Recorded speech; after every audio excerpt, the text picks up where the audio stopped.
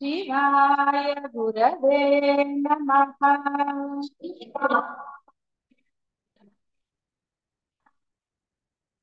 शिवाय गुरवे नमः।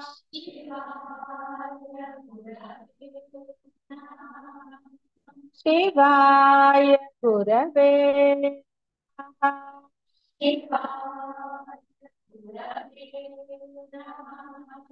शिवाय गुरवे नमः।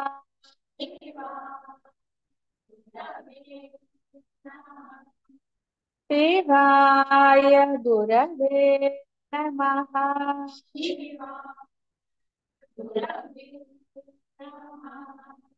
शिवाय गुरवे नमः।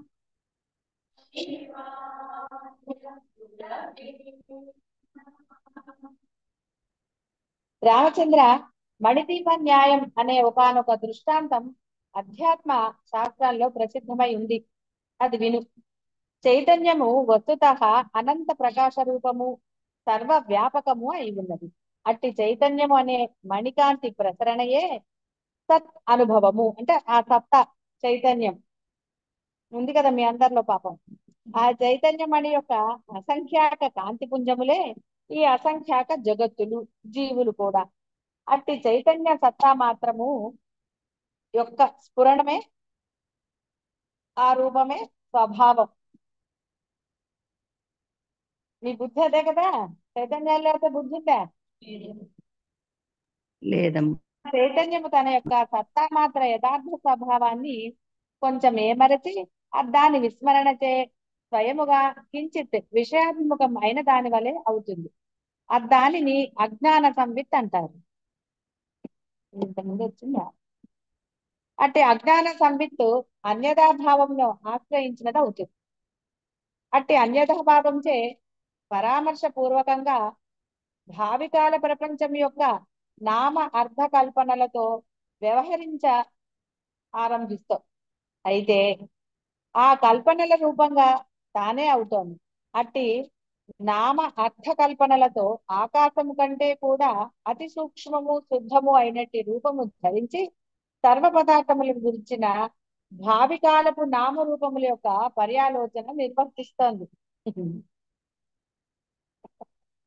సరే, ఆ తరువాత అలా పర్యాలోచించిన దానిని ప్రకాశింపజేయడానికి అభిముఖం అవుతుంది. ఇప్పుడు ఇది చిత్ చైతన్యం అనే పేరుతో పిలవబడడానికి అర్హమైనది. ఆ తరువాత చిత్ చైతన్యము శరీరాదులందు ఘనీభూతమగు అభిమానం కలిగి ఉంటుంది. ఆ అభిమానంతో కూడిన ఆత్మసత్తా భావికాలపు జీవుడు మొదలైన సంజ్ఞలుగా అవుతుంది. అలా జీవుడు అనే సంజ్ఞను పొందిన దేహాభిమాని ఆత్మసత్తా మరలా ఎప్పుడో క్రమంగా అధికారికమైన జన్మలను పొంది తిరిగి మరలా పరమపద రూపమగు బ్రహ్మమే అవుతున్నది. మీ జీవితాలు చెప్పాడంతే.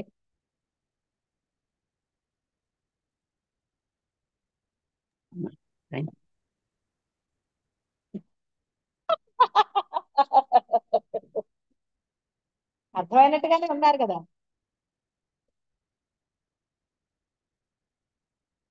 మీ జీవితాలు మీకు అర్థం కాలా? అర్థమైందమ్మా. పదాభివందనాలమ్మా. వెంకట అర్థమైందా? అర్థమైందమ్మా. అర్థం అంటే అజ్ఞానంలో నేను జీవుడిగా వచ్చాను, మళ్ళీ ఆ, బ్రహ్మం కోసం చేసే ప్రయత్నం వలన మళ్ళీ నా స్వస్థితిని పొందుతాను. అర్థమైందమ్మా. పదాభివందనాలమ్మా. అమ్మ తప్పుంటే క్షమించి కరెక్ట్ చేయమని ప్రార్థన. వీళ్ళకి అర్థం కాలేదు, ఒకసారి చెప్పు మళ్ళీ.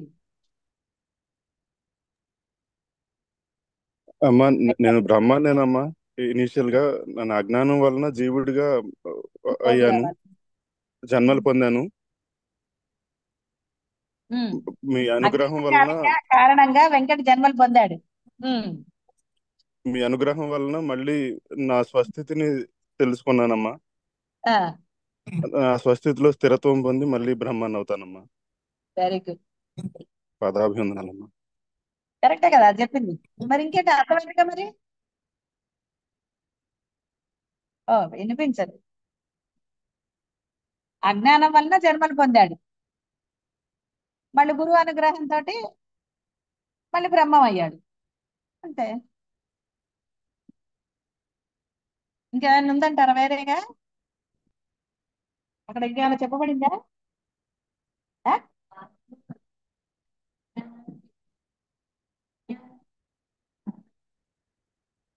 అందుకే చెప్పాడు కదా, చైతన్యం తన యొక్క సత్తా మాత్రం యథార్థ స్వభావాన్ని కొంచెం ఏమనిపింది. అంటే దాని తప్పు కాదు, అది మీ తప్పు కదా. నేను అన్నాను కాబట్టి చైతన్య దాని యొక్క పవర్ తగ్గింది అనుకున్నాం. బల్బుకి ఏదన్నా అడ్డం పెట్టేసేసి ఏమిటి వెలుతురు రావడం లేదు అంటే ఏమిటి అర్థం? కాబట్టి మీరు కూడా అజ్ఞానంలో నేను నేను అన్నారు కదా. ఉమ్. కాబట్టి దాన్ని విస్మరణ చే స్వయముగా కించిత్ విషయాభిముఖం అయిన దాని వలె కనపడుతుంది. కానీ ఇంత చేస్తే చైతన్యం అది విషయాభిముఖం అయ్యేది మీ బుద్ధే కదా. నేను అన్నది అయ్యింది.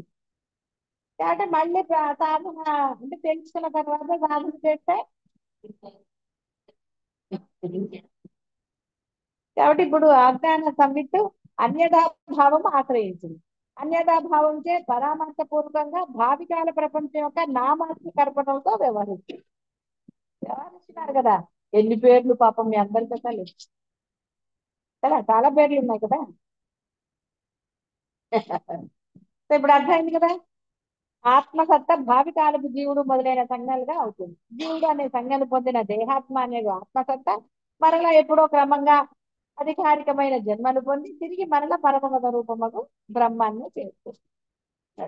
కాబట్టి ఇప్పుడు పొందారు కాబట్టి ఈ జన్మను వృధా చేసుకోవద్దని చెప్పటం. ఈ జన్మను వృధా చేసుకుంటే ఇంకేమిటి, మళ్ళీ ఎప్పటికొస్తుందో. అందుకే అనవసరమైన మాటలతోటి అనవసరమైన వాటితోటి కాలాన్ని వృధా చేయరాదు. అనవసరం అలాంటి మాటలు మాట్లాడుతున్నాడు, అవతల వాళ్ళు వాటిని నివారించాలి. అంతేగాని వాళ్ళు చెప్తున్నారు కదా అని వినరాదు. వింటే మీరు అదే కదా. కాబట్టి ఆవృత జీవదశ ఎందు మాత్రం దేహ ఇంద్రియములతో తాదాత్మ్య ధ్యాసతే అనేక ఉపాధులతో వివిధ జన్మలందు తిరుగాడడానికి మీరు చేసిన కర్మలే మళ్ళీ జన్మల్లో ఏం లాభం? ఎంత బోధ వృధానే, సాధన వృధానే, జన్మలు మీరు ఎక్కడ పోతాయి? మళ్ళీ వస్తాయి జన్మలు, మీకే ఉంటాయి. మీ జన్మలు ఎవరికి ఇవ్వడైనా అదే ఆనందంగా ఉంటే అదే గడపండి. అనవసరమైన ప్రయాసలు వేస్ట్ కదా.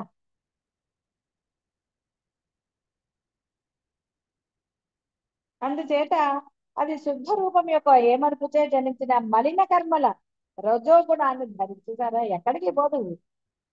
మలిన కర్మలు రజోగుణం అదేంటే చూసారా, ఎలకతో ఎంత రామచంద్ర. ఈ విధంగా ఆ అద్వితీయమగు బ్రహ్మసత్త శబ్ద స్పర్శ రూప రసగంధాది ఆయా గుణములను తన గర్భమున ధరించినదై సవికల్ప చిద్భావనచే సూక్ష్మ పంచభూతమగుతున్నది. ఆ సూక్ష్మ పంచభూతములే ఆకాశము మొదలైన నామముల యొక్క అర్ధ ప్రవృత్తికి అంతటికి కారణభూతం. ఆ సూక్ష్మభూత రూపము బ్రహ్మసత్త నుండి లింగ శరీరము అంటే ఆ సూక్ష్మ శరీరము యొక్క ప్రాణ సంచార క్రియ రూపుదిద్దుకుంటుంది. సరే, ఇవన్నీ కూడా ముఖ్య బీజాలు. పరాచిత్ శక్తి యొక్క నిజస్ఫురణ మాత్రమైనటి ఈ అసద్రూప జగత్ సమూహము అధిష్టాన చైతన్యం వలననే తత్తువలే స్థితి పొంది ఉంటుంది. సంకల్పం అనే మహావృక్షమునకు బీజము చైతన్యమే. అట్టి చైతన్యము అహంత్వమును అంటే అహం అనే భావనని భావించుచు క్షణంలో విజృంభిస్తుంది కదా. హిరణ్య గర్భుడు అనే శాస్త్రీయ నామంతో పిలువబడే చైతన్యము ఉత్పత్తి వినాశనము అనే భ్రమలతో కూడుకొని ఉన్నదై జలము జలమునందే పరిభ్రమిస్తున్నట్లు బ్రహ్మమునందే పరిభ్రమిస్తుంది. ఆ చైతన్యమే ఆ తర్వాత నామ రూప శబ్దార్థం అనే రూపం పొందుతుంది. ప్రతి ఒక్క జీవుని వాస్తవ నిజస్వరూపముకు ఆ శుద్ధ చైతన్యమే వేద శాస్త్రములకు పదవాక్యములకు ప్రమాణములచే ఉద్దేశార్థమై ఉన్నది. వేద శబ్దములకు ఆధారభూతమగు ఆ చైతన్యము నుండియే సమస్త జగత్తు ఉదయిస్తోంది. శబ్దము నుండి అర్ధభూత జగత్తు జనిస్తోంది. శబ్దం లేకుండా జగత్ అంటే ఏదైనా బోధ కావాలి అంటే శబ్దం కావాలి. శబ్దం లేనిది ఎక్కడ? కాబట్టి వేదం నుంచి అన్ని వచ్చాయి అని అర్థం. అంటే ఆ చైతన్యం నుంచి వేదం వచ్చింది. చైతన్యం లేని వేదం ఎక్కడి నుంచి వస్తుంది? రాదు. కాబట్టి చైతన్యమే వేదం, తర్వాత శాస్త్రము.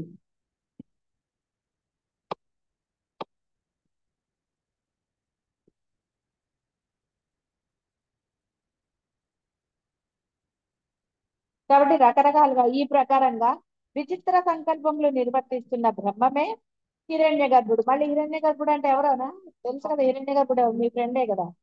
ఆ హిరణ్య గర్భ బ్రహ్మము ఆ తర్వాత అనేక శబ్దార్థములతో కూడిన రకరకాల ప్రాణి సమూహములకు బీజం. ఇక తర్వాత సృష్టి జరిగింది. ఆకాశమంతా వ్యాప్తమై 14 లోకములకు సంబంధించిన 14 విధములైన ప్రాణి సమూహములు దీపము నుండి కాంతి పుంజముల వలె వచ్చాయిట. ఆ చైతన్యం నుండే వ్యాప్త రూపము ఆకాశము బయలువెడలినదై వ్యాప్తత్వ ధర్మముని అవధరించుచు తన యందు 14 లోకములు 14 ముఖ్య విధములైన, మీరు ఆ సంఖ్య గుర్తుపెట్టుకుని లెక్క పెట్టున్నారా లోపల? ఇప్పుడు మొదలైన ప్రాణి సమూహములను చైతన్యం యొక్క ప్రసరణ రూపంగా కలిగి ఉంటాం. ఈ విధంగా అంతవరకు కూడా శబ్ద వ్యవహారము శరీరాదుల వ్యవహారములైనట్టి ఈ చైతన్యము అకస్మాత్తుగా కాకతాళీయంగా తన యందు తనకు అనన్యమైనట్టి వ్యాప్తత్వ ధర్మం ప్రదర్శిస్తాయి. కాకతాళీయంగా, అంతేగాని అనుకుని రచన చేసి ప్లాన్లు వేయాలి. మీలాగా ప్లాన్లు వేసుకుంటారు కదా అన్నిటికీ. వేసుకోవటం లేదు, వేసుకోవటం లేదు. అంతవరకు నిశ్చల సత్రూపంగా ఉన్న ఈ సృష్టికర్త అంటే చైతన్యము తన యందు చలనమును కల్పించుకుంటుంది. ఆ చలనము వాయు సమూహమునకు బీజమై సరే తన్మాత్ర రూపంగా పరిణమిస్తుంది. సమస్త ప్రాణుల సంచలన హేతువగు వాయువు జనిస్తోంది. చైతన్య స్పందనం నుండి వాయువు చిద్విలాసంగా ప్రకాశము వాటి అనుభవం, తర్వాత అదే రూప తన్మాత్రగా మారుతుంది. భావి కాలపు తేజం అనే శబ్దమునకు అర్థక్రియాకర్తృత్వం వహిస్తోంది. రామచంద్ర, తేజములో ఏ ప్రకాశం ఉన్నదో అది చైతన్య ప్రకాశమే. మీరు కనబడుతున్నారు అంటే అర్థం ఏంటి? మీరు గ్లామర్ గా ఉన్నారంటే అది కదా. అలాగే స్పర్శ జ్ఞానము చైతన్యము. చైతన్యముకు అన్యంగా తేజము స్పర్శ జ్ఞానము మొదలైనవి మరెక్కడి నుండో వచ్చి ఉండలేదు. అలాగే ఆకాశ కోసమున చైతన్యమే స్వయముగా శబ్ద రూపమై శబ్ద జ్ఞానాన్ని అనుభవిస్తోంది. చైతన్యమునకు అన్యంగా శబ్దజనకమైనదంటూ ఏది లేదు. కాబట్టి అన్ని కూడా అవేనని అర్థమైంది కదా. ఏంటది? కాబట్టి సృష్టి ఆది యందు సమిష్టి దశయే ఉన్నది. సమిష్టి దశ ఎందు చైతన్యమునకు అన్యంగా మరొక ఏదైనా కారణం చేత సృష్టి ఆది యందు సమిష్టి దశయే ఉన్నది. సమిష్టి దశ ఎందు చైతన్యమునకు అన్యంగా మరొక ఏదైనా కారణం చేత శబ్ద తన్మాత్ర స్పర్శ తన్మాత్ర రూప తన్మాత్ర, సరే ఇవన్నీ కూడా అంటే శబ్ద స్పర్శ రూప రసగంధాదులు ఉన్నాయి కదా, ఏర్పడటం జరుగుతోందా అంటే లేదయ్యా. తన్మాత్రలన్నీ కూడా చైతన్యము నుండే చైతన్య రూపంగా చైతన్యమునకు అనన్యమై జనించాయి. కాబట్టి అన్ని చైతన్య రూపములే. కాబట్టి చైతన్యం కానీ ఏదన్నా ఉందా మరి? ఆలోచించండి, ఏమన్నా ఉందా? లేదా? లేదమ్మా, లేదమ్మా, లేదమ్మా.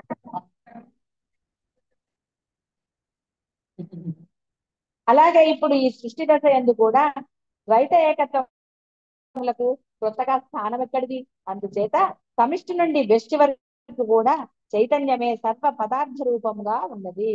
శబ్ద స్పర్శ రూప రసగంధాలు అనబడే ఈ తన్మాత్రలు స్వప్నం వలె అసత్యములే అయినప్పటికీ వీటి మూల రూపము చైతన్యమే కాబట్టి సత్యం వలె అనుభూతం అవుతుంది. అందుకని జగత్తు ఉన్నది అనిపిస్తుంది, మాకందరు ఉన్నారు అనుకుంటారు కదా. ఒకరికి చెప్పుకుంటే ఏదో తీరుతుంది అనుకుంటారు. ఆ?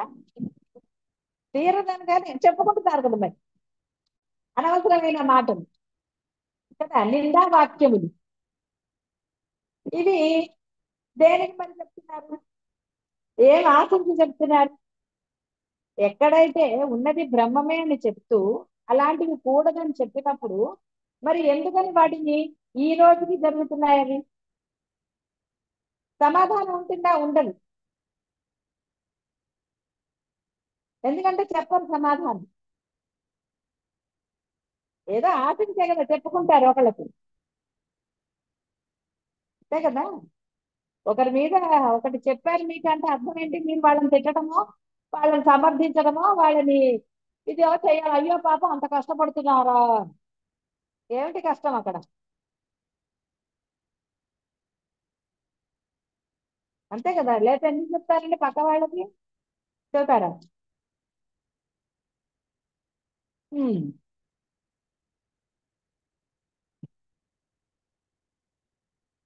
అలాగే ఇప్పుడు ఈ సృష్టి దశ యందు కూడా ద్వైత ఏకత్వములకు కృతగా స్థానం ఎక్కడిది?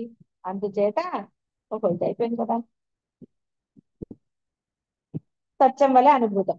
తేజోరూపం పొందిన సూర్యుడు మొదలైన ప్రకాశ వస్తువులకు ఉత్పత్తి స్థానం ఆ చైతన్యము. ఈ రూపభేదములతోటి ప్రపంచము ఆ చైతన్య మణిదీప తేజము నుండే ప్రసరిస్తోంది. కాబట్టి మణిదీపం అంటే ఏదో అనుకున్నారా? ఇప్పుడు అర్థమైంది. ఫస్ట్ బాబా ఏదో ఉంది మణిద్వీపం, ఇంకోటి ఎక్కడి నుంచో ఉంది అనుకున్నారు. ఉన్నది చైతన్యం అని చెప్తూ మళ్ళీ ఇంకోటి ఎక్కడి నుంచి వస్తుంది? ఉన్నది బ్రహ్మమే అని చెప్పబడిన తర్వాత మళ్ళీ ఇంకో మణిద్వీపం వస్తుంది ఎక్కడి నుంచి? కాబట్టి చైతన్యము ఈ రూపభేదములతోటి ప్రపంచము ఆ చైతన్య మణిదీప తేజము నుండే ప్రసరిస్తాయి. రంగు అనే వికారమే ఉండనట్టి ఆకాశం నందు నీలం రంగు కనపడుతోంది కదా. అలాగే నిర్వికారముగు ఆ తేజోరూప చైతన్యం నుండే రసతన్మాత్ర జనించి జలముగా అయ్యింది. అన్నపానాదుల యొక్క మాధుర్య సంవిత్తు ఆ రసమే కదా. లేకపోతే అంటారా బాగుంది బాగాలేదు కారం? కారం తినపోతే తోచదండి, తిన్నట్టే లేదు తల్లి.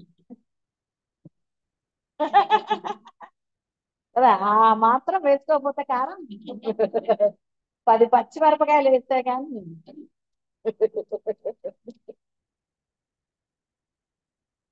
కాబట్టి రసతన్మాత్ర పని చేయాలంటే పడాలి కదా అన్ని. అది మాధుర్య పండు. హిరణ్య గర్భుడు అనే జీవుడు భవిష్యత్ పదార్థముల గురించి సంకల్పిస్తాడు. సమస్త కార్యకారణ రూపుడు అతడు ఆ పిమ్మట గంధ తన్మాత్రను కల్పించుకున్నాడు. సర్వులకు సర్వములకు ఆధారమైన ఈ భూమికి బీజం. గట్టిగా అవన్నీ చెప్పారు ఎక్కడి నుంచి వచ్చాయని. అది లేకపోతే ఏది ఉందండి? ఏదీ లేదు. ఈ విధంగా శబ్ద స్పర్శ రూప రసగంధ తన్మాత్రల సమూహం అంతా వాస్తవానికి ఉత్పన్నము కాకయే ఉన్నప్పటికీ ఉత్పన్నమైన వాటి వలె అనిపిస్తుంది. వాస్తవానికి ఇదంతా నిరాకారమే అయినప్పటికీ చైతన్యం యొక్క మాయా విభాగ కల్పన వశం చేత సాకారం వలె అనుభవం అవుతాయి. చైతన్య రూపముకు ఈ తన్మాత్ర సమూహము కాకతాళీయంగా ఏ స్థానం నుండి రూపాన్ని తెలుసుకొనుచున్నదో అదే నేత్రం. ఏది శబ్దము? ఏంటది? గట్టిగా చెప్పొచ్చు కదా మరి. ఏమో మరి చెవులతో వింటలేదా? మరి చెవులను చెప్పడానికి అనుమానం ఎందుకు? ఎంత సందేహమో చెవులను చెప్పట్లేదు, కళ్ళతో వింటున్నారేమో మరి. మరి అమ్మ ఎందుకు మరి చెప్పాలని చెవులు అనుకుంటే సందేహిస్తున్నారు, మీరు చెప్పాలా వద్దా చెప్పాలా వద్దా అని. అంటే నాకు డౌట్ వస్తున్నారు, మీరు వేరేతో వింటున్నారా? ఆ? సరే చెవులేగా ఉన్నాయిగా. ఎవరి ద్వారానే వింటున్నాం అమ్మ. మరి ఎవరు మాట్లాడలే కదా, చెవులని ఎవరు చెప్పారు? ఎవరు చెప్పలేదు, ఒట్టిగా గొణిగారు. అమ్మ స్పష్టంగా చెప్పాలి. చెప్పలేదంటే సరే అమ్మా. అర్థం మీకు ఉన్నాయో లేదో నాకు డౌట్ వచ్చింది. ఏ స్థానం నుండి స్పర్శను తెలుసుకుంటున్నామో అమ్మాయి చర్మము. ఏ స్థానం నుండి రసము నేర్పుచున్నదో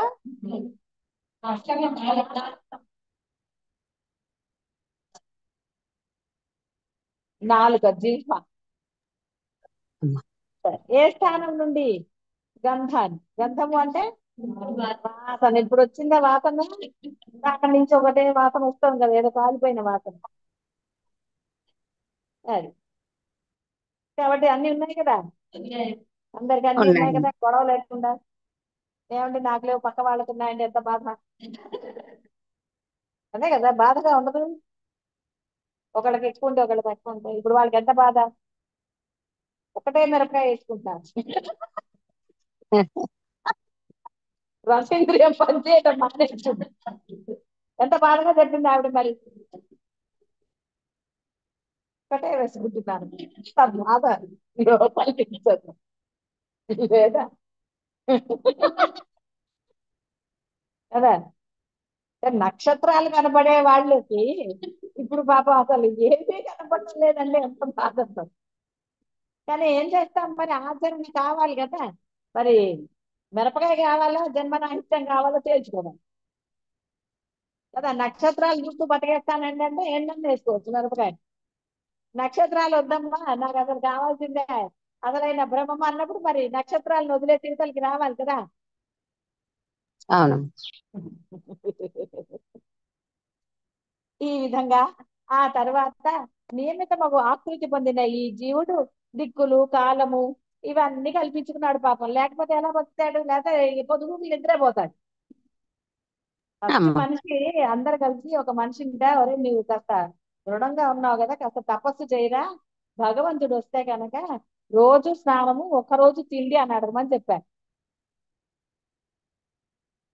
అని ఒకడిని పంపించారట. ఊర్లో అందరూ ఈ గోలేమిట్రా, మనకి ఏమిటో తెలియటం లేదు, తినేస్తున్నాము, ఇది ఇలా అయిపోతుంది, ఇలా కాదు, ఇది జీవితం కాదు, ఏదో ఉంటుంది, కాబట్టి నువ్వు కొంచెం దృఢంగా ఉన్నావు కదా, నువ్వు వెళ్ళి తపస్సు చేయరా అని ఒకడిని పంపించారు. వాడికి బాగా చెప్పి పంపించారు. దేవుడు ప్రత్యక్షమైతే రోజు స్నానము, ఒక్కరోజు తిండి అని అడగమన్నట్ట. వాడు తపస్సు చేసి వాడు ఏం కోరుకున్నాడు? రోజు తిండి కావాలని రోజు అడిగాడు. తిండి. స్నానం ఒక రోజు చేస్తే పర్వాలేదు అన్నట్టు. అమ్మా. అందుకని ఒక రోజు తల స్నానం చెప్పారు. తర్వాత ఇక రోజు స్నానం చేయడం మొదలెట్టాడు అనుకోండి, పూజలు అవి చేసుకోవాలి కాబట్టి శాస్త్రాలు వచ్చిన తర్వాత. అందుకని అప్పుడు ఒకరోజే తల స్నానం, ఒకరోజే స్నానం చేసేవాడు, జుమ్మా జుమ్మా.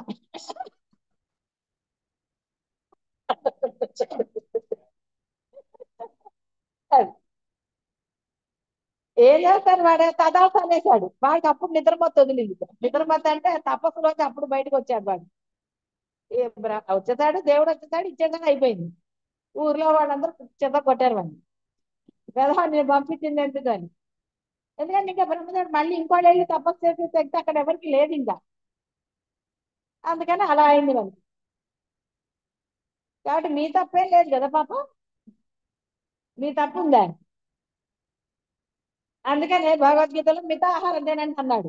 తినమన్నారు కదా అని రోజంతా తింటూ కూర్చుంటే ఎలాగా, రోజంతా తినకండి, మితాహారం భుజించండి అని చెప్పాడు. అవును. మితాహారం ఎందుకంటే ఇప్పుడు అన్ని ఏవేవో కొత్త కొత్త రకాలు అన్ని వస్తున్నాయి కదా, అందుకని పెట్టేస్తూ ఉండకూడదు అలాగా.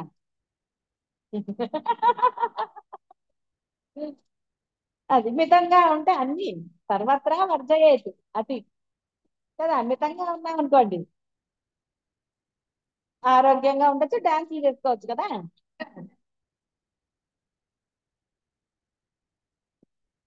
సరే, దిక్కులు కాలం అన్ని కూడా ఏర్పరచుకున్నాడు. వ్యష్టి భావాన్ని పొందిన వాడే నేను ఈ దేహంతో సహా వేరు, వీరు ఈ ఈ దేహములతో సహా నాకంటే వేరు వేరు అన్న కల్పనను ఆశ్రయించి రకరకాల పరిమిత రూపత్వ దోషాన్ని పొందాడు. మొదలైంది కదా గోల. నేను, వాళ్ళు, వాళ్ళు చెడ్డవాళ్ళు, నేనే మంచి. అదే పెద్ద చెడ్డ గుణం. పక్కవాడు చెడ్డవాడు అన్నాడంటే ఆ చెడ్డ కూడా నీలో ఉండబట్టే వాడి చెడ్డ నీకు కనపడింది. అందుకే చెప్పింది, ఒకవేళ అది ఉమ్, చూపిస్తే అదే 4 వేలు నిన్ను చూపిస్తున్నారా అని చెప్పింది ఎప్పుడో అని కాదు. అందుకని ఎప్పుడు కూడా అలా చెప్పుకోకూడదు. గురువు గారు ఎందుకు అన్నారు, అవతల వాళ్ళు నిన్ను అన్నారంటే నీకు బుద్ధి వచ్చి నువ్వు బాగుపడతావని చెప్పారు. అంతేగాని గురువు వాళ్ళని చెడ్డ చేసి నీకు చెప్పలేదు. ఎందుకు చెప్పాడు, ఆఖరికి నీ సొంత పిల్లలే నీ వెంట విసుగొస్తుంది, నీ ప్రవర్తన అలా ఉంది, మారు అని చెప్పారు. ఎందుకంటే ఎవరో అనుకుంటారంటే మారుతారా? మరి ఎందుకు సొంత పిల్లల్ని నీ ప్రవర్తనతో ఎందుకు విసుగు చెందారు అంటే ఎలా ఉంది మన ప్రవర్తన అనేది ఆలోచించుకోవాలి. నా ప్రవర్తన అంత ఇదిగా ఉంది, అంతేగాని మళ్ళీ పోయి పిల్లలతో దెబ్బలాడతారా? ఆల్రెడీ దెబ్బలాడేశారా? ఆల్రెడీ అనేసారేమో ఎందుకు అలా అన్నామని. ముందు మన్ని మనం సవరించుకోవాలి, మన ప్రవర్తన ఎలా ఉంది అనేది మనం సవరించుకుని అవతల వాళ్ళని అనాలి. విసిగెత్తగా ఏం చేస్తారు పిల్లలు? తల్లి తండ్రి గాని పెద్దవాళ్ళు మంచి చెప్పే దాంట్లో ఉండాలి, అంతేగాని వీళ్ళే వాళ్ళని చెడగొట్టే స్థానంలోనో ఇంకొంచెం పెంచే స్థానంలోనో ఉంటే మరి పిల్లలు విసిగెత్తిపోరు. నువ్వు మంచి చెప్పడం నీకు చేత కానప్పుడు నోరు మూసుకొని ఉండాలి. మనం ఎవరింట్లో ఉంటున్నామో వాళ్ళ మీదే మనం ఇది చేసుకుని అక్కడ ఇది చేయొచ్చా? అసలు ఎంత దోషం అది, అసలు చాలా దోషం. మరి ఇంకా ధర్మం ఎలా అవుతుంది అది? ధర్మం లేనప్పుడు మీ సాధన ఇదవుతుందా? బుర్రలో అదే ఉంటుంది.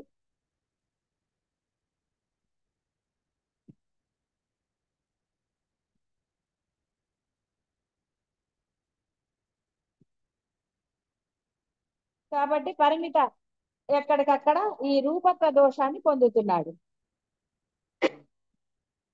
కాబట్టి పరిమిత రూపత్వ దోషము చేతనే చూస్తున్నాడు గాని ఆఘ్రాణించలేకపోతున్నాడు. అదే రీతిగా తదితర వేర్వేరు దేహములచే వేరువేరు భోగ్యములను తెలుసుకొనటలేదు. రామచంద్ర, ఈ విధంగా ప్రతి జీవుని ఆత్మయందు అనంతమైన జగత్తుల కల్పన ఉండియే ఉన్నాయని గమనించు. కళ్ళతో వినలేనట్లే ఈ జీవుడు నేను ఈ దేహమే పరిమితిగా కలవాడును అను కల్పనను కాలగతంగా ఆశ్రయించి ఉంటున్నప్పటికీ ఇతని ఆత్మయందు అంతులేని జగత్తులున్నాయని ఈ వివరణ సారముగా అందరూ గ్రహించండి. అయితే ఇక్కడ మీరు అంత పెద్ద ఆత్మయందు అంతులేని జగత్తులు, ఇతని ఆత్మయందు అంటే అదేనా స్పెషల్ గా ఉందా? అందరి ఆత్మలు ఒకటే కదా, కాబట్టి ఆత్మలోనే జగత్తులు ఉన్నాయి, అందులో ఏం సందేహం లేదు. కాబట్టి జగత్తులు ఉన్నాయి, అందుకని అతని యందు అనేది ఇతని ఆత్మ యందు అన్నారు. అట్లాగే మీ మనసులో ఎన్ని ఉంటుంటాయండి? లేదా ఎన్ని ఉన్నాయి లోపల చెత్తలు మనసులో లేవా? ఆ జగత్తు కన్నా ఉంటాయి. ఏమైనా తక్కువ ఏంటి? జగత్తు కన్నా తక్కువ ఉందా మీలో ఇప్పుడు? ఒక్కొక్కటి లేదమ్మా. పర్వాలేదు చెప్పండి చెప్పండి అంటే ఎన్ని చెప్తారండి? అమ్మ. పుట్టినప్పటి నుంచి చెప్తారు, ఇప్పుడు చెప్పరా?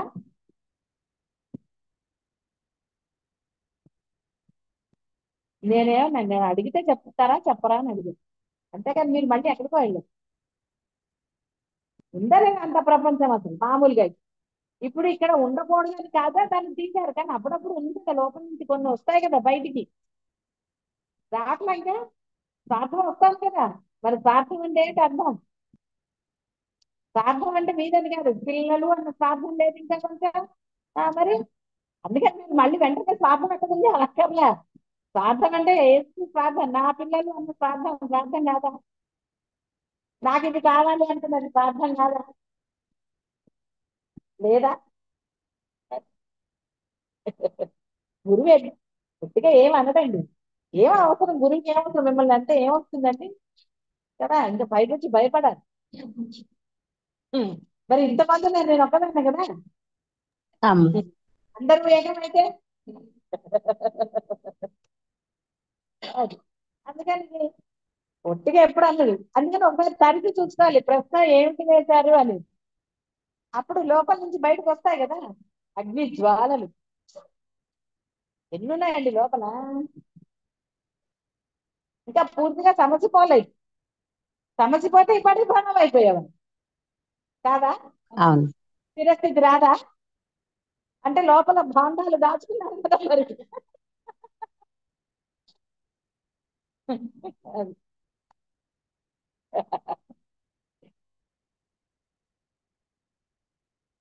అనంత జగత్తు ఆత్మ కంటే వేరు కాదు, ఇదంతా ఆత్మభూతమే అని ఒప్పుచున్నది.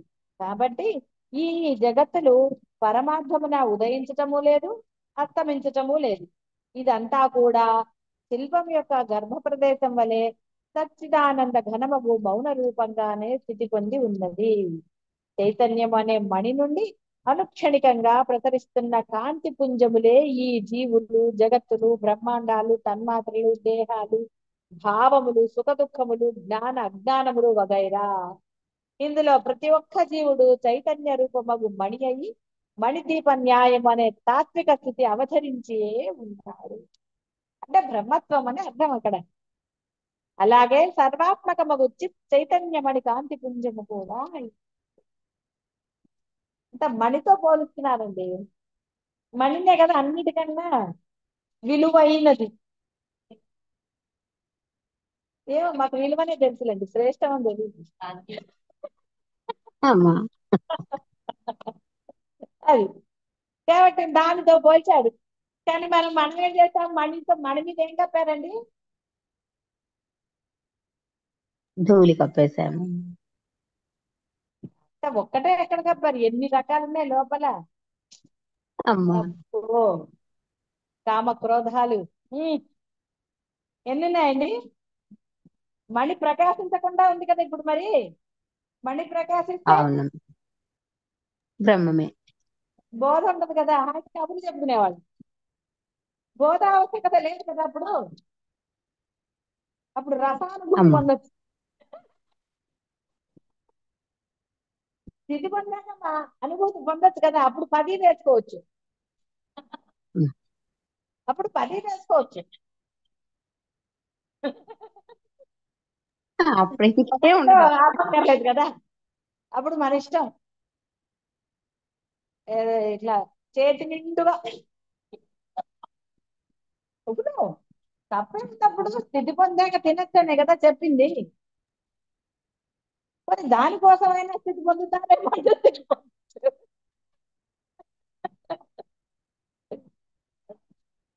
సహజ వైరాగ్యం కలగాలని చెప్పటం అంతే. ఎందుకంటే రజోగుణం మిమ్మల్ని ఎప్పుడైనా సరే శాంతంగా ఉండనిస్తుందా? ఇప్పుడు తినకపోతేనే పక్క వాళ్ళ మీద చెప్పుకుంటున్నా. గురువులతో అమ్మో గురువులతో చెప్పారు అందులో. పాదాభివందనాలమ్మా. అవన్నీ కదా. అంటే సానుభూతి గురించా దేని గురించి గురువులను కూడా వాడేస్తున్నారు. గురువు ఎందుకన్నారు అన్నది మనం గ్రహించటల్లా. నేను బుద్ధి తెచ్చుకోవడానికి నా బుద్ధి ఉండదు, కానీ దానిని వక్రంగా మలిచేసి గురువు ఇలా అన్నారు, పేర్లు చెప్పలేదు అని కూడా మళ్ళీ అదొక నింద. పేర్లు చెప్పలేదు, ఒకళ్ళ పేరు అయితే చెప్పారు. అది మనం గురువుని ఉపయోగించుకునే పద్ధతి అది. అదే ఇన్ని వీటిల్లో తెలిసింది.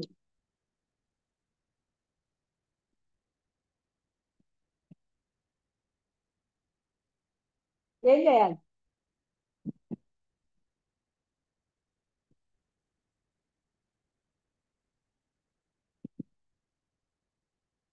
కాబట్టి అంటే ఆల్రెడీ మీరు బ్రహ్మమే అయి ఉండి కూడా ఆ బ్రహ్మస్థితి నుంచి జారిపోయి ఎన్నో తిట్టాడు ఆయన. వశిష్ఠుల వారు ఎన్ని తిట్టారండి? నేను తక్కువ తిట్టారా మిమ్మల్ని?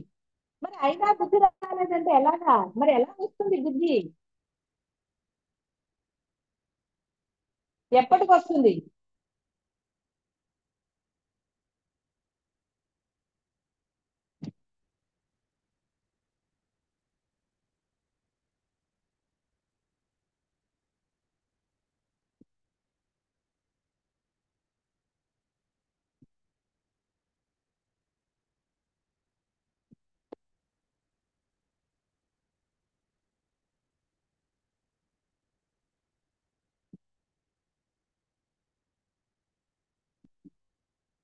కాబట్టి ఇవన్నీ ఎందుకు చెప్పాను అంటే అని అంటున్నారు ఆయన రామచంద్ర. ఇంతవరకు కూడా శుద్ధ చైతన్యము, ఈ యొక్క సమిష్టి తత్వాలు, శబ్ద శబ్ద స్పర్శ రూప రసగంధ తన్మాత్రలు ఇవన్నీ కూడా ఎందుకు చెప్పానంటే ఈ జీవుడు పరబ్రహ్మం కంటే వేరు కాదు అని నిరూపించడానికి ప్రారంభ పరిచయంగా చెప్పాను. అంతేగాని ఈ జీవునికి ఉత్పత్తి వినాశనాలు ఉన్నాయని చెప్పే ఉద్దేశంతో చెప్పినవి కాదు.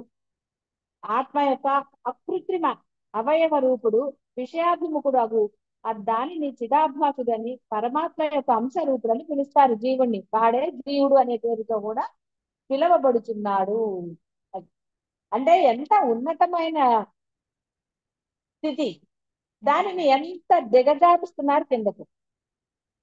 తెలియనప్పుడు సరే అజ్ఞానంలో ఉన్నారు, వాళ్ళ మీద వీళ్ళ మీద ఏదో చేశారండి, కాదనలేదు. కానీ ఇప్పుడు తెలిసినది కదా, తెలిసిన తర్వాత ఏ విధంగా ఎందుకు అసలు ఒకరి మీద చెప్పుకుంటే గాని తృప్తి ఉండదా? ఏం ఆవశ్యకత ఏమన్నా ఉందా అసలు అక్కడ? ఏది లేదు. వాడి గురించి చెడు చెప్పుకున్నందువల్ల చెడ్డవాడే ఓకే చెప్పుకున్నారు, వాడి చెడ్డ గుణం పోయినా మీకు చెడ్డ గుణం వచ్చింది.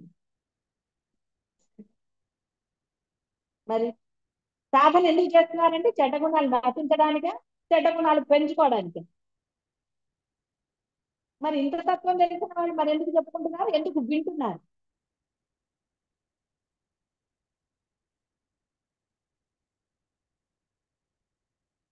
అక్కడే గద్దించాలి, మాట్లాడకు ఇంకా నువ్వని. ఇలాంటి మాటలు మాట్లాడితే నాతో మాట్లాడరాదు అన్నది సాధకుడి లక్షణం. అంతేకాని వినేసేసి సానుభూతి చూపించారనుకోండి, ఏమవుతుందంటే సమానం అయిపోలేదు. సానుభూతి వచ్చింది కదా.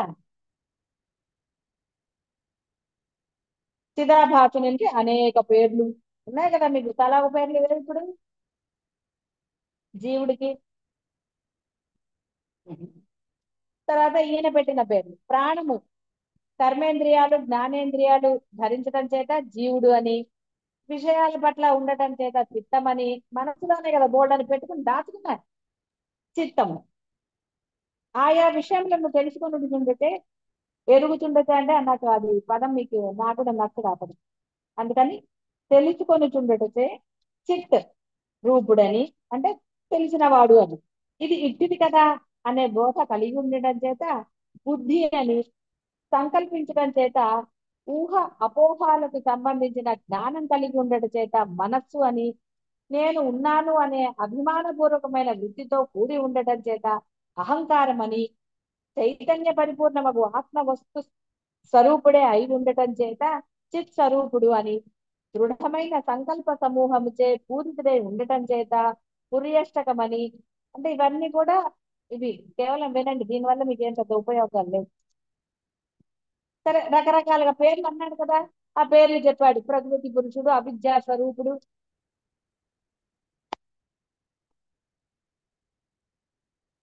కాబట్టి ఈ విధంగా అతన్ని రకరకాలుగా పిలువబడుతున్నాడు. అయితే ఈ జీవుడు వాస్తవానికి నిరాకారుడు, నిర్వికార స్వరూపుడు. కానీ తన లింగ శరీరం యొక్క కల్పనచే నాకు ఆది అంతాలు ఉన్నాయి అని భ్రమను ఆశ్రయించి ఉంటున్నాడు. ఉన్నాయి కదా, పుట్టిన తేదీ ఉంది, పోయిన తేదీ తెలియలేదు అంతే కదా. పోయే తేదీ తెలుసా మనకి? ఎంతో కష్టపడచ్చు. అదేదో ఉంటుంది కదా, నాడీ జ్యోతిష్యంలో చెబుతారా? తెలీదా? నాడీ జ్యోతిష్యం తెలీదా, లేకపోతే నాడీ జ్యోతిష్యంలో చెప్పబడదా?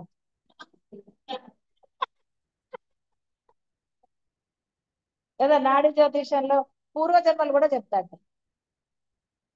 అదే నేను అన్నాను, నువ్వు పూర్వజన్మలో రాజు అంటే వాడికి నచ్చుతాను, నువ్వు పూర్వజన్మలో ఏ కుక్క అని చెప్తే అనవసరంగా లేనిపోయి నీకు చెప్తే ఏమవుతుందండి, నేను పూర్వజన్మ రాజుని ఇప్పుడు అన్నా అట్లాగే కూర్చున్నా, అది కష్టమే. ఏ కుక్కో నక్కో లేకపోతే ఎవరే నువ్వు బండిగా పుట్టావు అని అంటే ఎంత బాధ అండి.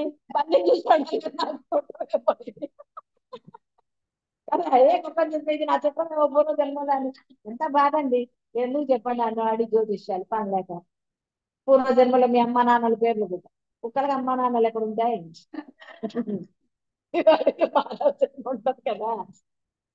ఎందుకు అలాంటి వాటికి వెళ్తారా? ఇక్కడ ఎక్కడ ఉంది అది.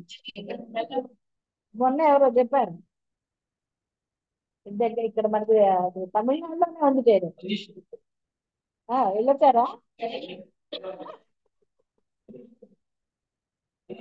వైదీశ్వరం. ఓకే, ఏదో ఉంది ఇక్కడ, వెళ్తారా? బస్సు మాట్లాడదాం, ఓసారి తెలుసుకుని వస్తే ఏమైనా ఉపయోగం ఉంటుంది.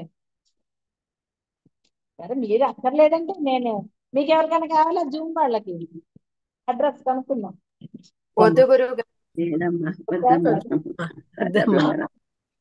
అభివందనాలు. కాబట్టి ఆది అంతాలు ఉన్నాయి, కాబట్టి అంతా తెలియకపోయినా ఎప్పుడో ఒకప్పుడు పోతారని తెలుసు కదా పాపం, తెలుసు కదా, అంతేగాని శాశ్వతంగా ఉంటారా? ఉండరా? లేదా లేదమ్మా. క్రమం అయితే లేదా పోతామ్మా. మరి దేహం ఉండదని చెప్పాలి, దేహం ఉండదని చెప్పాలి కదా. ఈ దేహం ఏమి బోరు కొట్టట్లే, ఈ దేహంతో ఇంకా జుట్టు తెల్లగా అయిపోయింది,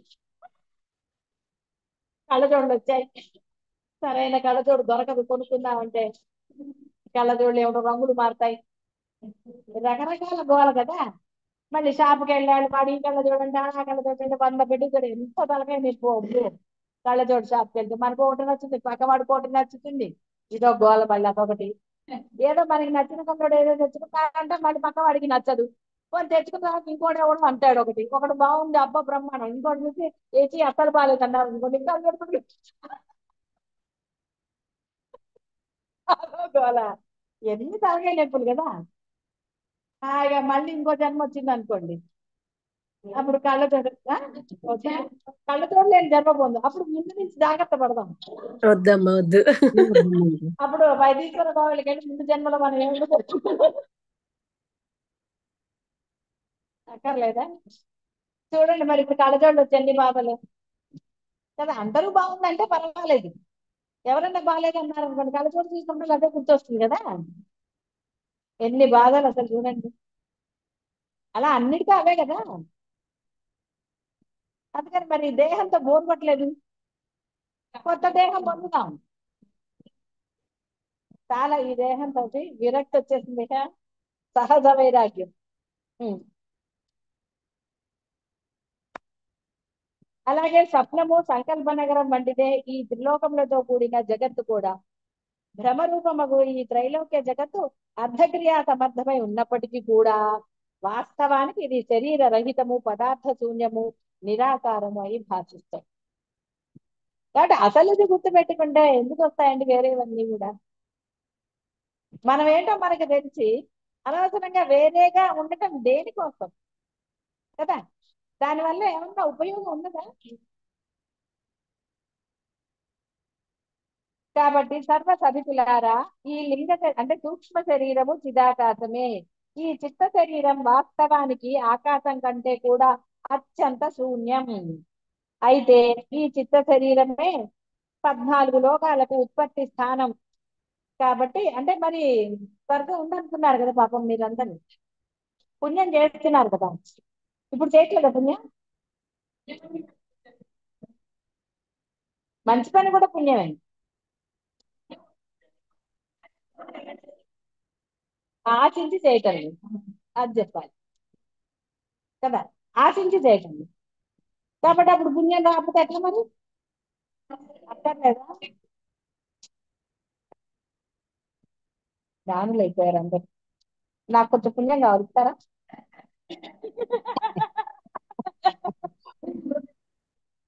పోనీ మీ దగ్గర ఉన్నదా ఇవ్వండి.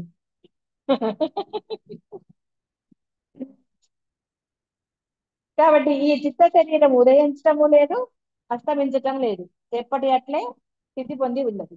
కాలానుగుణంగా విత్తనము వృక్షమై ఫలములు, పుష్పములు, ఆకులు మొదలైనవి ప్రదర్శిస్తూ ఉంటుంది. అలాగే చిత్తం అనే భూమిలో లక్షల కోట్ల కొలది ప్రాణులు ఉద్భవిస్తాయి, ఉద్భవిస్తున్నాయి, ఉద్భవించబోతాయి. కాబట్టి మనం కూడా మళ్ళీ పుడతామేమో. ఓ పుట్టమా, నేను పుడతానేమో. ఎందుకు నేను పుట్టాను, మీకు ఇష్టమేంటండి, మీరు పుట్టకండి, మీకు ఇష్టం లేదు కాబట్టి అక్కర్లేదు. మళ్ళీ కాదు, వాడు భర్త అన్నాక పెడుతూస్తా, ఏవో వ్రతాలు అన్ని వచ్చాయి కదా అప్పుడు. 7 సంవత్సరాల కంటే భర్త అన్నాడు, ఇదే చివరి జన్మ నాకు కలొచ్చింది లేదు, భగవంతుడు నాకు చెప్పాడు అన్నమాట. 7 జన్మలకి మీరే భర్త కావాలని కోరుకున్నానని భార్య దండం పెట్టింది. అంటే భర్త అన్నట్ట, అయ్యో నీకు తెలీదా ఇదే మన 7వ జన్మ అన్నట్ట. ఇట్లా భార్యల మీద జోకులు బోల్డ్ వస్తూ ఉంటాయి కదా. అందుకని అదే మళ్ళీ ఏదో అంటే భర్త అన్నట్ట, నువ్వే నాకు కావాలేదు అంటే, ప్రతి జన్మలో మీరెందుకండి ఎప్పుడు పాత మొగుడేనా నాకు అందిట.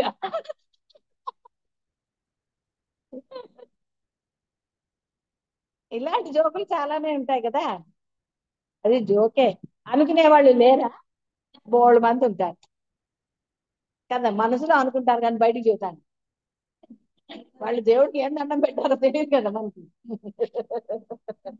అమ్మా కాబట్టి పాదాలు ఎవరికైనా వందనాలమ్మా. ఆ అమ్మా ఇప్పుడు అనుకున్న మాట నిజంగా జరుగుతుందా అమ్మా? అంటే దానికి కూడా సమయ చెప్పండమ్మా. సందర్భాలు ఉంటాయమ్మా. అలా అందరూ అంటుంటారు కదా, ప్రతి జన్మకి మీరే భర్త అలాగే ఇలాగని. అయ్యి నిజం అంటారు అవుతాయా? కానీ అదేం నిజంగా జరగదండి, ఒట్టిగా అలా అంటారు వాళ్ళు. ఉమ్, వాళ్ళు దోషం అవును. లేకుండా పూజ చేశారా చెప్పండి? దోషం అదే. లేకుండా పూజ వ్రతమో చేసి దండం పెట్టారనుకోండి, జరగచ్చు, అవును. అవునమ్మా. జరిగే అవకాశం ఉంటుంది. దోషం అవునమ్మా. లేకుండా పోనీ ఆ పూజ ఉమ్, అప్పుడైనా భర్తని ఏమైనా తిట్టకుండానో లేకపోతే ఉమ్. ఏదో లేకుండా ఉన్నారనుకోండి, అప్పుడు ఏదైనా అవకాశం ఉంటే ఉండవచ్చు గాక. ఎంత తెలివితేటలు వాళ్ళకు ఉన్నాయమ్మా. అంత అలాగే ఈ సిద్ధి పొందితేనే గాని అంత తెలివి రావట్లేదు అమ్మా. ఒక సందేహం. రజోగుణ ఏమ్మా స్వభావమునకు అమ్మా, చెప్పండి. రజోగుణ స్వభావమునకు ఆదిలో బృంద బృంద బుధర్బద ప్రాయమనే సుఖము మరియు బుద్ధుత అత్యుతమను ప్రాయం. దుఃఖము లభించిన బుద్ధుత ప్రాయం. బృదర్బనే సుఖము మరియు అత్యుతమను దుఃఖము లభించిన అంటున్నాడు. ఏటమ్మా నాకు అర్థం అవట్లేదు, అంచమన ఒకసారి దుఃఖం. చెప్పండి. రజోగుణం అనుకోండి, మీకు కోపం ఉంది, మీరు ఉమ్, వయసులో ఉన్నప్పుడు మీ కోపానికి విలువిస్తారు. పోనీ పిల్లలు ఉమ్, చిన్నగా ఉన్నారు, అప్పుడు మీ ఉమ్, కోపాన్ని వాళ్ళు భరించారు. అవును. అంచమన అంటే చివర్లో ఇప్పుడు మీ కోపానికి వాళ్ళు భయపడతారా? బుధర్బద ప్రాయం అనేది దాని బుద్భుద గురించి నాకు అర్థం బుద్భుదము అవట్లేదు. అంటే ఉమ్, అర్థం నీటిలో బుద్ధ- బుడగలు. ఆహా, నీటిలో బుడగలు ఎంతసేపు ఉంటాయి?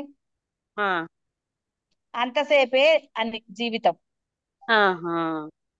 అట్లా. అర్థమైందమ్మా, ఇప్పుడు అర్థమైందమ్మా. అదే సో ఉమ్, అది అత్యంత అందుకని 7 జన్మలు అని అత్యంతమైన ఎందుకంటారంటే, 7 జన్మల్లో నీకు మనుష్య జన్మ ఉమ్, అసలు సరే, మనుష్య జన్మ 7 జన్మలు ఇస్తాడు ఆయన, అవును. వరుసగా ఇవ్వడు.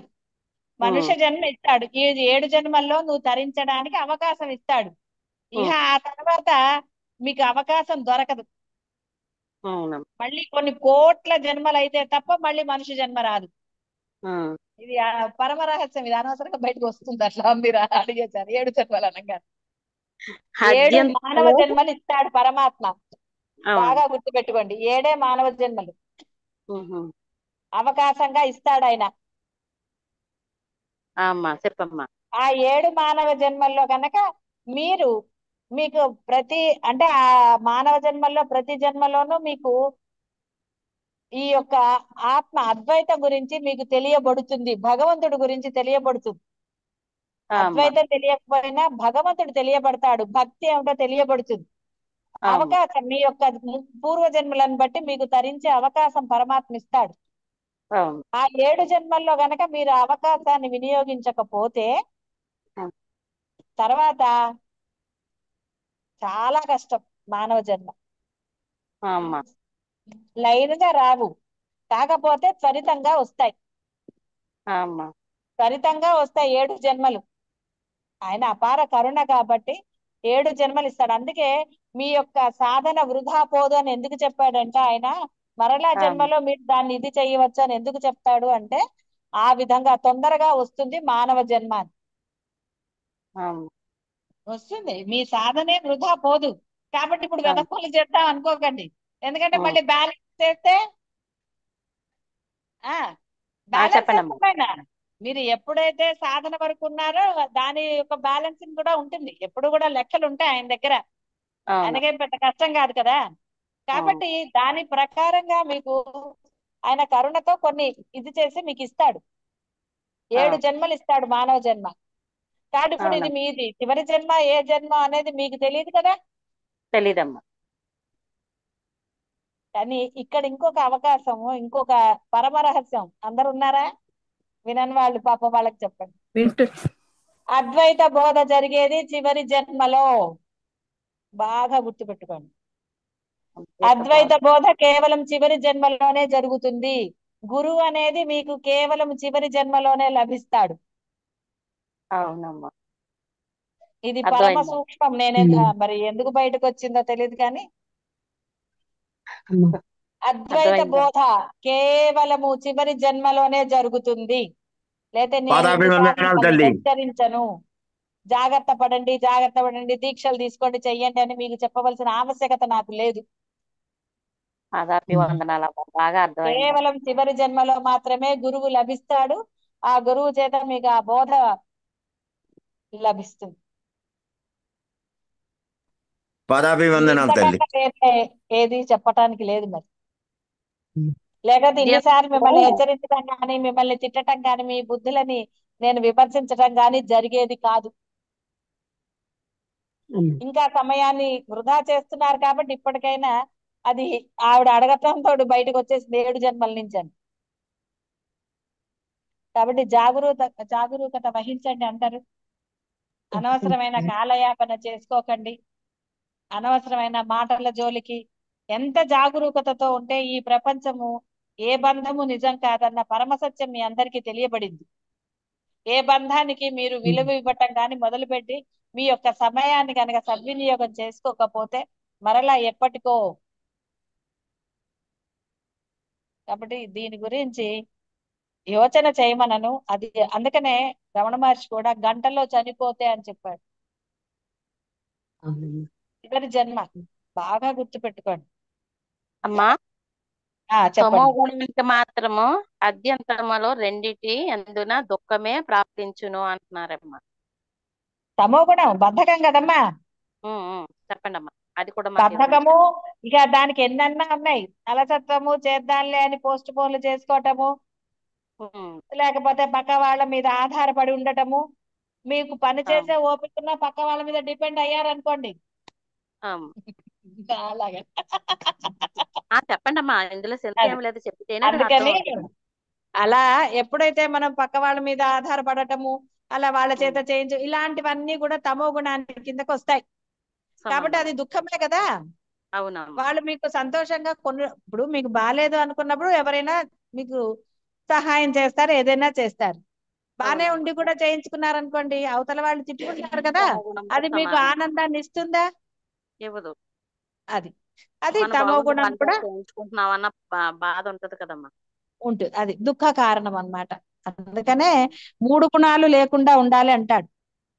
సాత్వికం అంటే మనకి సామరస్యం ఉండాలి. దాన్ని మించినది అంటే అసలు ఎక్కడా కూడా ఏమాత్రం కూడా మనకి ఆవేశం కానివ్వండి, ఇంకోటి కాని, కోపము, ద్వేషము లేస మాత్రంగా కూడా రారాదు. అప్పుడు అది పరమ సాత్వికం. అంటే అసలైన గుణం అదే. అంటే అదే సప్తగుణము శుభం.